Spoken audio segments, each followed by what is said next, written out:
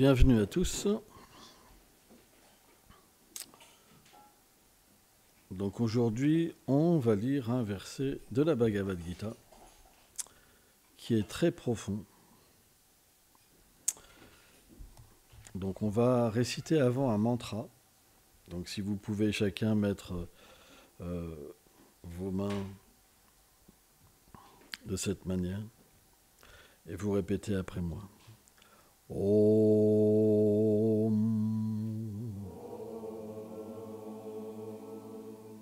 Om.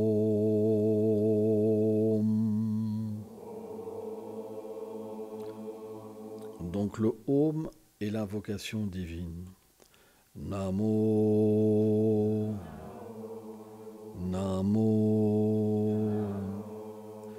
Lorsque par l'invocation, le divin Krishna se révèle, naturellement nous offrons des hommages. Les hommages du cœur, les hommages de l'amour, pas des hommages de peur, car le Seigneur est douceur. Bhagavate, Bhagavate, Bhagavate, celui qui possède les 6 perfections à l'infini, et cette personne suprême. Vasudevaya, Vasudevaya, Vasudeva,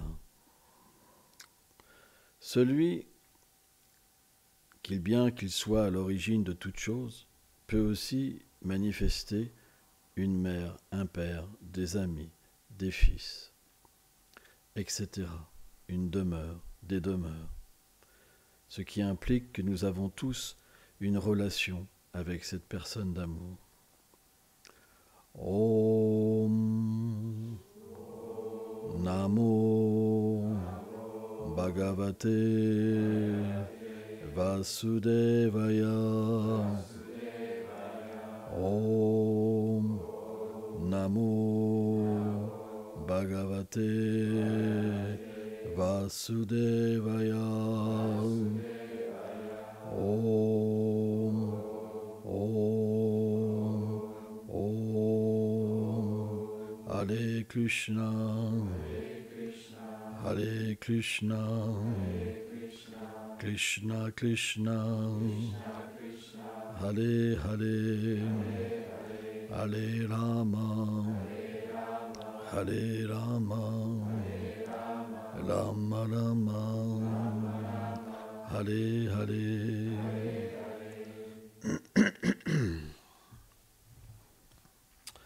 Donc nous allons lire un verset de la Srimad Bhagavad Gita, chapitre intitulé Vibhuti Yoga. Donc Vibhuti, ça veut dire les opulences. Le Seigneur va parler de certaines de ces opulences qui sont partiellement manifestées dans la nature matérielle, à travers les êtres vivants. Mais dans ce passage, le Seigneur Krishna va expliquer de quelle manière il vient en aide à ses dévots. Et c'est très beau. Tesham evanukam partam aham agyanam jam tamam nasayam yatmam bhavastum gyanam dipena pasvatam. C'est par compassion pour mes purs dévots, moi qui demeure au plus profond de leur cœur, que je détruis les ténèbres du samsara, du cycle des morts et des renaissances, nés de l'ignorance grâce au flambeau de la connaissance transcendantale. Commentaire. La connaissance sur Krishna ne peut être obtenue par l'effort d'une âme infinitésimale. Par contre, si le Seigneur donne sa miséricorde, un être insignifiant peut obtenir une très grande connaissance sur lui par le biais de son énergie inconcevable. Cette connaissance est-elle un flambeau qui dissipe les ténèbres de l'ignorance matérielle. Elle libère l'âme de son identification avec la matière et lui révèle le lien éternel qui l'unit à Krishna. Dans ce verset, le Seigneur explique qu'il bénit tout particulièrement ceux qui prennent un refuge exclusif en lui, qui ne peuvent maintenir leur vie sans lui. Ceux-là sont l'objet suprême de sa miséricorde. Ils reçoivent de lui une aide personnelle, alors que ceux qui les rejettent ne peuvent l'obtenir à cause de leurs propres désirs. Les 4 versets ci-dessus de la Gita sont connus sous le nom de Chatushloki Gita. Ils représentent l'essence de la Bhagavad Gita. Ils sont de très bon augure et dispersent la souffrance d'une âme conditionnée qui est engendrée par l'ignorance.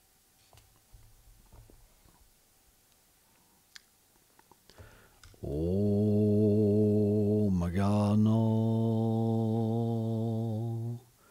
Timilandasyam Ganam Jalam Shalakayo Shakshurum Militam Jena Taisme Shigurave Namaha Shri Chaitanya Manobhistam Stapitam Jena Bhutale Swayam Rupa Kadamayam Dadati Swam Padam Tikam. He Krishna Karuna Sindhu Dinabandhu Jagatpate Gopesha Gopeka Kanta Radha Kanta Namostute Tapta Kanchana Gourangi Radhe Vrindavaneshvari Vrichabhanu Sute Devi Pranamami Hari Priye. Jaya Shri Krishna Chaitanya Prabhu Nityananda Shri Advaita Gadadara Shivasadi Gaur Bhaktan Vrinda.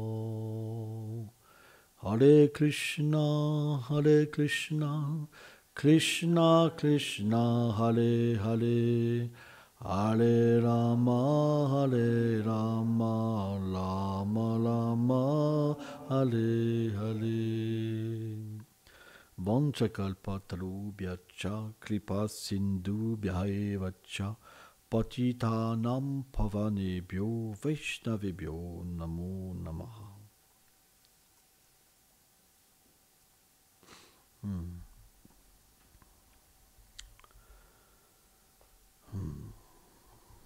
Dans la Bhagavad Gita, l'ami de tous les êtres, Krishna, ça veut dire la vérité absolue. Ce n'est pas du tout un titre nominatif sectaire qui dépeint la vérité comme simplement d'un aspect.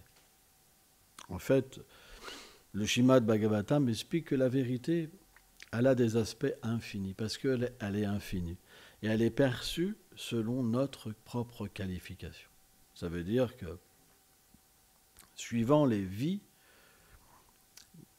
qu'on a vécues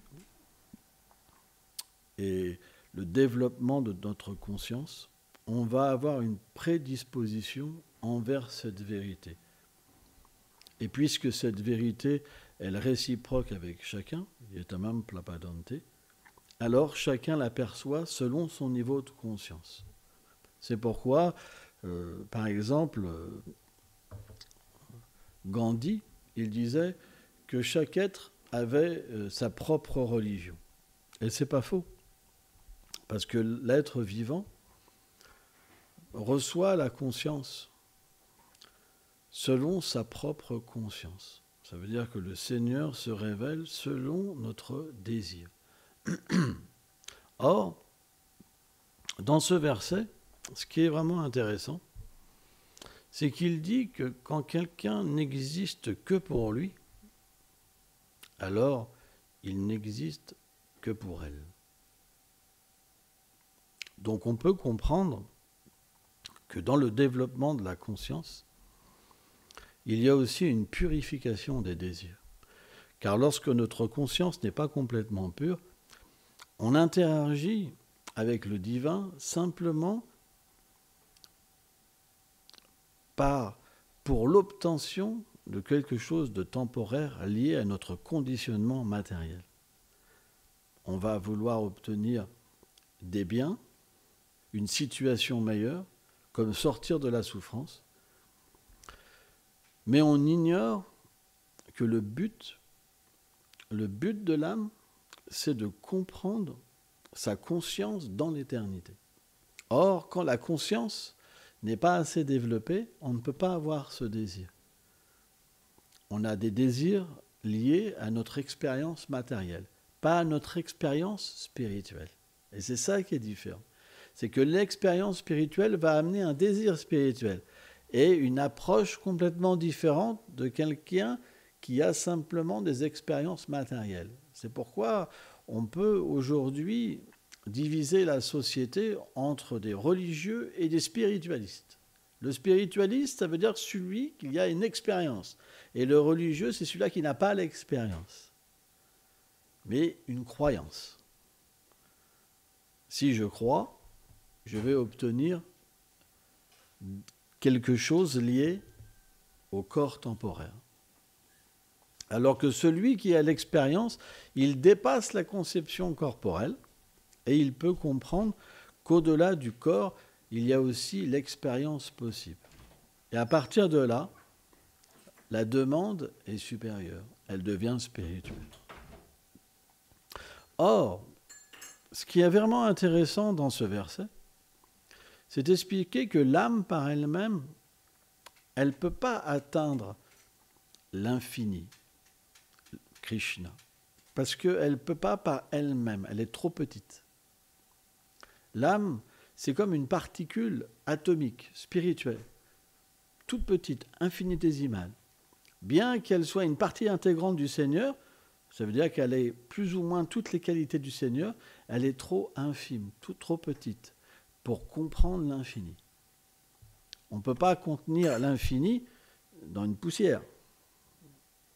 Vous comprenez ? Mais ce qui est intéressant, c'est que l'infini a tous les pouvoirs. Il peut se révéler au fini. Ça veut dire qu'il peut doter le fini de pouvoir pour le comprendre. C'est ce qu'on appelle l'avèche, la mise en pouvoir.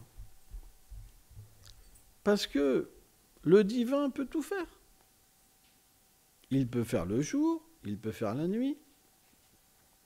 Il peut rendre l'impossible possible. Sans ça, il ne serait pas absolu.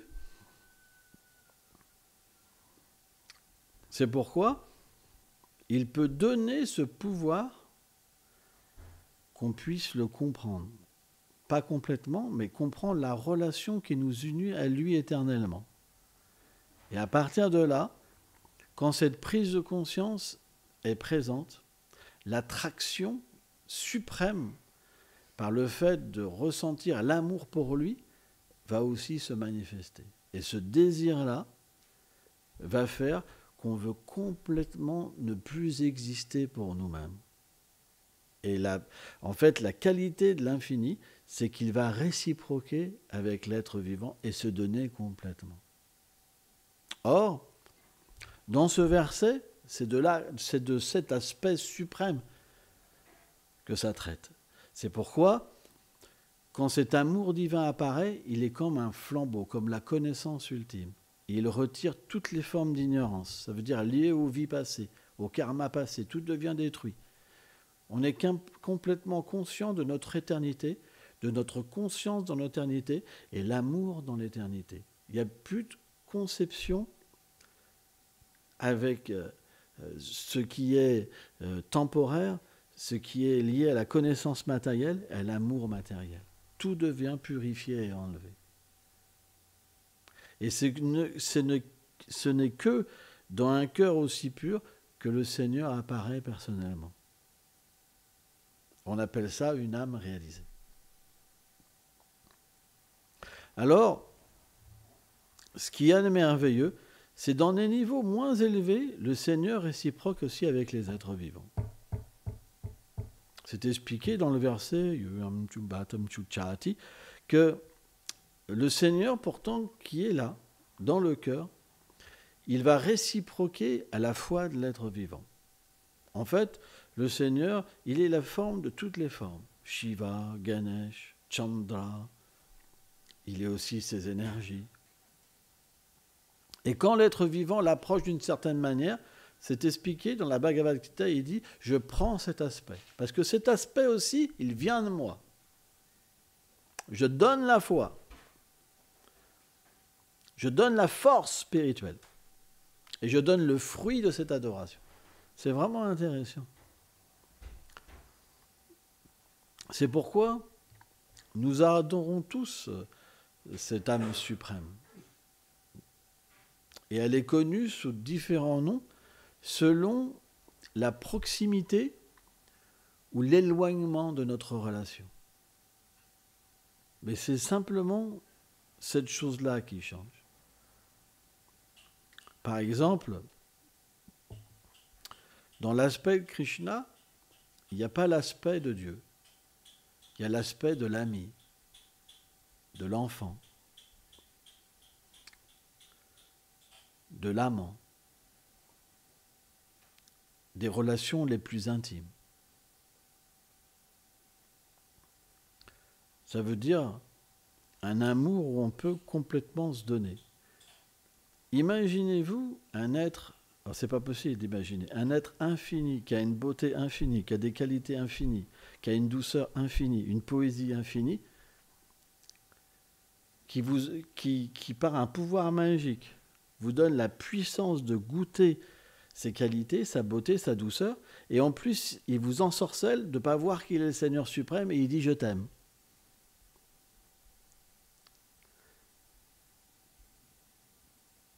C'est pas ça qu'on cherche, un tel amour. Et ça existe. Hein. Dans la demeure du Seigneur, c'est expliqué, ça se passe comme ça. Le Seigneur peut vous embrasser. Il peut vous capturer complètement le cœur. Vous pouvez avoir des sentiments sans limite. Et c'est expliqué, c'est toujours nouveau et toujours plus frais. Parce qu'il est sans limite. Quand une qualité apparaît, vous êtes emporté et vous avez une ramification de qualité et après une autre ramification. Et en vous, c'est comme des explosions de volcans illimités de sentiments. Tout ça, c'est possible. Mais il faut un désir pur. Or, ce désir, Bhunam Jamonte, ça prend beaucoup de vie pour avoir un désir pur. Regardons par exemple dans cette vie même, comment c'est difficile pour se purifier.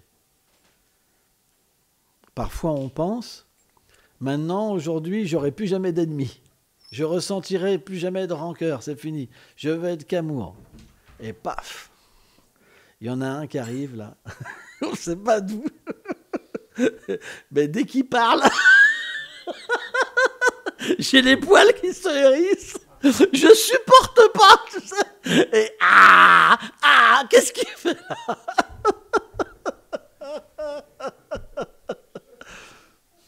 Donc on doit comprendre, dans le langage de l'amour, de la spiritualité, celui-là, c'est mon vrai ami, c'est mon meilleur ami. Moi, je me rappelle, une fois dans ma vie spirituelle, j'avais une personne qui voulait me détruire. Mais internationalement, c'est pas juste... c'était ma réputation, tout était mis tout nu, partout, dans tous les pays, etc. Et moi, j'étais un voyou avant, donc j'étais passé à une vie complètement spirituelle, et puis c'était tellement difficile, à un moment, je me suis arrêté comme ça. Et je me suis dit... excusez-moi, je vais vous dire un mot un peu dur, je vais lui exploser la tête, toi, comme ça. J'étais dans la rue comme ça. Et puis, j'ai senti ce divin Krishna m'observer. Et quand on se sent observé, on peut voir notre bêtise. Alors ça, il y a longtemps, il y a 30 ans. Et là, j'ai complètement changé mon mental. Je lui ai fait non. Je vais maintenant accepter que cette personne, c'est mon meilleur ami. Et à partir de ce jour, j'ai plus eu d'ennemis. C'est jamais revenu. j'ai pu toujours expérimenter le côté positif de l'attaque. Ça m'a toujours venu en aide. Alors, c'est graduel. Mais quand on a cette décision de ne plus avoir d'ennemis et de comprendre que tout vient par une miséricorde du divin, et que c'est lui qui amène ces personnes-là spécialement pour nous, alors on les chérit. Et ça marche. C'est puissant. Il y a un verset du Bhagavatam, alors que les saints expliquent d'une manière, une belle manière, et qu'apporte tout ce sens à cette réalité. C'est que quand on nous critique, il y a quand même une part de cette vérité en nous. Hein? Et que si on se défend, on ne fait que cultiver cette mauvaise qualité. Or, quand on ne se protège plus, quand on ne se bat plus pour obtenir du respect, c'est la personne qui nous critique qui nous enlève cette mauvaise qualité de nous-mêmes. C'est pour ça que c'est un ami. C'est notre meilleur ami. Et ça marche. Quand vous arrêtez de vous battre pour votre respect, à ce moment-là, vous devenez libéré. La seule cause de notre empêtrement matériel, c'est le respect. Quand on cherche le respect, on ne fait que se battre. Et moi, je vous ai dit ça il y a 2 jours, mais on a des invités aujourd'hui que j'aime beaucoup. Et j'ai expliqué, quand j'étais plus jeune, quand quelqu'un me critiquait, je devenais complètement fou. Je devenais comme un serpent. Et je pensais à détruire cette personne. Comment il ose dire ça? Vous comprenez, hein? Et on voit, la vie matérielle, c'est ne baser que sur ça. Avoir le respect. Dès qu'on ne nous respecte pas, les relations sont finies. Mais il y aura toujours quelqu'un pour ne pas nous respecter. Et pas une personne. Mais c'est comme une queue de personnes. Quand il y en a une qui s'arrête, l'autre vient. Donc on passe notre vie à se battre contre des ennemis illusoires. Une fois qu'on comprend que c'est des amis, on ne s'arrête plus sur ces choses-là. Et alors on peut méditer. On peut se purifier. Et l'amour vient. On ne peut pas avoir d'amour s'il n'y a pas de pardon. Si on ne voit pas dans l'opposant quelqu'un qui vient nous donner la clé de la libération, ce n'est pas possible. C'est pourquoi l'amour, c'est quelque chose de tellement élevé. De toute façon, cet enseignement universel, Jésus a dit la même chose. Tout le monde dit la même chose. Hein, Jésus, il a parlé de la poutre. Pourquoi tu vois... C'était quoi? Je ne me rappelle plus, la paille. Alors que toi, tu as été une grosse poutre dans l'œil. Ouais, je ne sais pas, je ne connais pas la Bible beaucoup. Mais je sais qu'à chaque fois que j'ai lu les enseignements de Jésus, c'est la même substance. Là où il y a la pureté, il y a naturellement la même conclusion. C'est simplement qu'on a des relations différentes avec le divin. C'est simplement qu'au niveau du rasa, alors le rasa, ça veut dire les 12 sentiments d'amour, on a tous la même base au niveau du shanta, de la neutralité. Mais c'est simplement après, au niveau du développement spirituel de la relation, où ça va être un petit peu différent. Tant que c'est la neutralité, tout le monde est pareil. Mais quand on passe au rasa, aux 12 sentiments d'amour éternel, alors ça peut varier un petit peu dans les sentiments. Certains ont plus une relation avec les opulences du divin et d'autres avec la douceur du divin.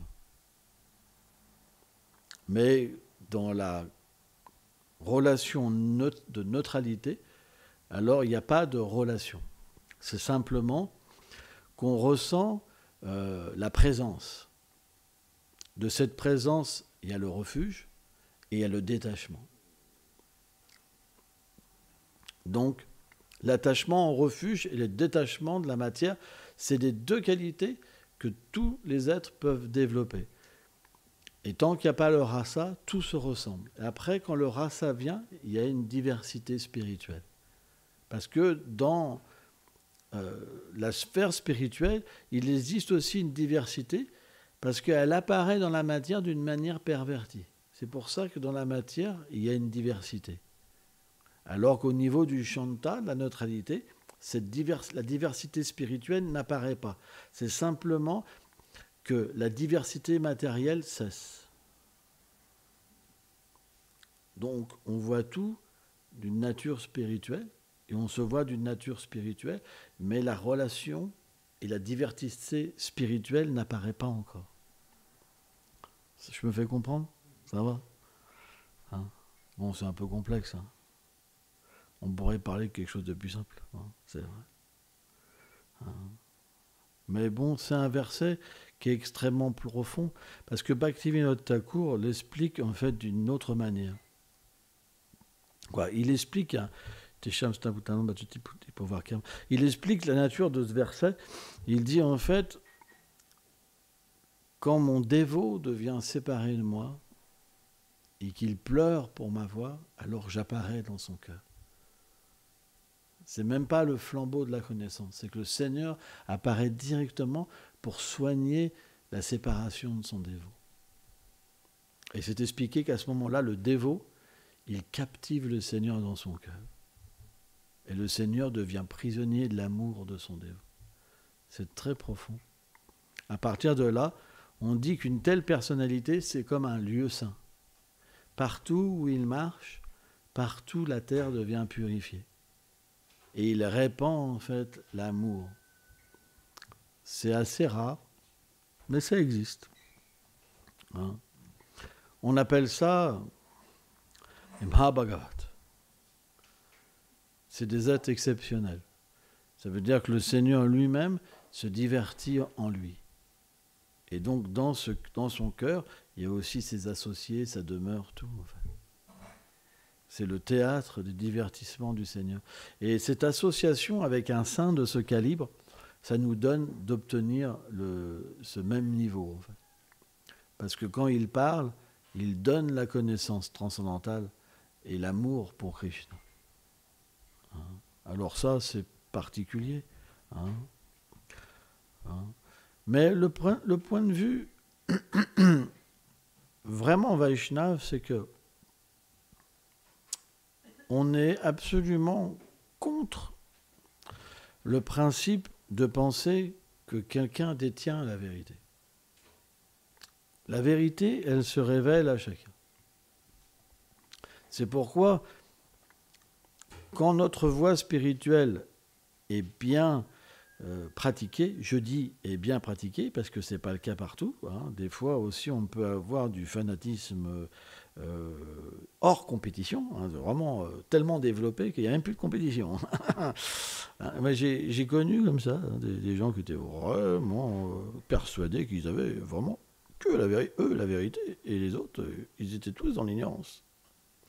Mais, d'un vrai point de vue Vaishnava, on ne devrait jamais penser comme ça.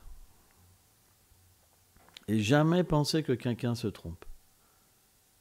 Parce que ce même Seigneur qui est dans mon cœur, il est aussi dans le cœur de tous les êtres. Et il réciproque d'une manière différente avec chacun. Et ça, c'est très important. Parce que quand on respecte ça, le Seigneur devient présent dans notre cœur. Alors que quand on se moque des autres, on rabaisse les autres, alors on coupe le fait de voir cette miséricorde partout. C'est pourquoi on doit vraiment prendre un soin attentif de rétablir notre conscience. Parce qu'au début, dans la vie spirituelle, pour garder la foi, naturellement, on a parfois besoin d'un petit peu de fanatisme. Parce que dès que c'est un peu intéressant ailleurs, on a envie d'y aller. Et puis comme on n'arrive pas à harmoniser toute chose, eh ben on est un peu perdu. Et donc on devient violent envers ceux qui, soi-disant, sont la cause de notre agitation. Mais en fait, ce n'est pas eux la cause. C'est parce que notre réalisation n'est pas assez profonde pour harmoniser. Donc il peut avoir une sorte de fanatisme. Mais si les guides spirituels qui accompagnent cette personne peuvent naturellement l'aiguiller vers une conscience supérieure, alors elle peut progresser. C'est pour ça, c'est très important. Quand quelqu'un pense différemment, on devrait toujours penser et écouter. Écouter, tiens, comment ce même Seigneur qui est dans mon cœur, comment il guide cette personne-là. Et on sera surpris, on sera émerveillé. Et on ne sera pas comme ça, il me gonfle avec ces trucs-là. Je grossis un peu. Mais on peut voir à quel niveau, dans notre cœur, s'il y a ce fanatisme destructeur qui nous coupe de la miséricorde. Quand quelqu'un vous parle de sa foi, comment vous écoutez? Est-ce que vous êtes là, allez, encore 5 minutes et puis je m'en vais? Vous l'écoutez, c'est bien. Mais où est le bénéfice dans ce moment-là? Par contre, si vous l'écoutez, en comprenant, c'est que ce même Seigneur qui donne une autre expérience, alors vous allez être émerveillé. Vous allez être émerveillé. Et vous allez pouvoir voir encore davantage ce Seigneur. Et ce qui est vraiment intéressant, c'est que quelqu'un de néophyte pourrait penser, mais à ce moment-là, est-ce que ma foi va être mélangée? Pas du tout. La foi, c'est pas quelque chose d'intellectuel, c'est une relation. Quand la relation est établie, elle est toujours établie. Vous comprenez? C'est simplement que vous observez de quelle manière cette même personne qui réciproque avec vous, elle établit un lien avec une autre personne. C'est sa relation. Vous avez une autre relation. Parce que l'infini peut avoir des relations infinies. Et c'est ça qui est intéressant. C'est une belle méditation. Ça nous ouvre sur une conscience de Madhya Madhikari. Madhya Madhikari, ça veut dire c'est comme un signe. Parce que il peut, à travers la conscience, harmoniser. Le Kanishta, c'est l'âne. Avec les ornières, ça qu'on dit, les œillères. Les ornières, ça se ressemble un peu. C'est compliqué la langue française. Hein. Je suis né en France, mais des fois c'est compliqué. Les œillères, c'est comme ça. Il n'y a que ma foi, que ma façon de voir. Et les autres, je ne veux pas les voir. Et puis s'ils parlent, il y a aussi les œillères, il y a les boules-caisses. Non, ça, les boules-caisses, c'est une marque, ça. Les bouchons d'oreille. Donc, bouchons d'oreille, boules-caisses, puis il y a le parfum, on ne sait jamais. Et dans le nez aussi, ah là. Et puis on met aussi des lunettes noires. Et là, on est sûr de ne pas être touché. Mais la personne à côté, qui est un peu sensible, elle va se dire, mais qu'est-ce que c'est fou?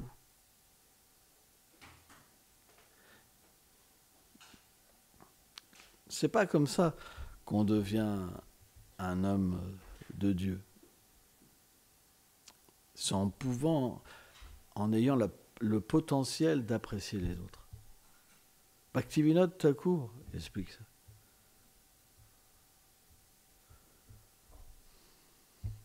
Alors bien sûr, si vous expliquez ça à un fanatique, il va vous sortir toute une théorie, mais regardez, est-ce qu'il a développé de l'amour avec son fanatisme? Non. Il a passé 10 ans, 20 ans, 30 ans, 40 ans à croire en quelque chose qu'il n'a pas expérimenté. Et vous en voyez des fois, au bout de 40 ans, tout arrêter et devenir athée. C'est une preuve que le fanatisme n'amène pas à l'amour. On devrait pouvoir, par la force divine, d'apprécier les autres, qui ont aussi cette aide divine. Pourquoi il n'y aurait que nous? Est-ce que vous vous êtes posé des questions des fois? Pourquoi il y aurait que nous? C'est pas possible. Toutes les voies, elles sont données pour aider. Elles ont le même but, c'est faire développer les gens l'amour. Voilà. Merci beaucoup. À bientôt.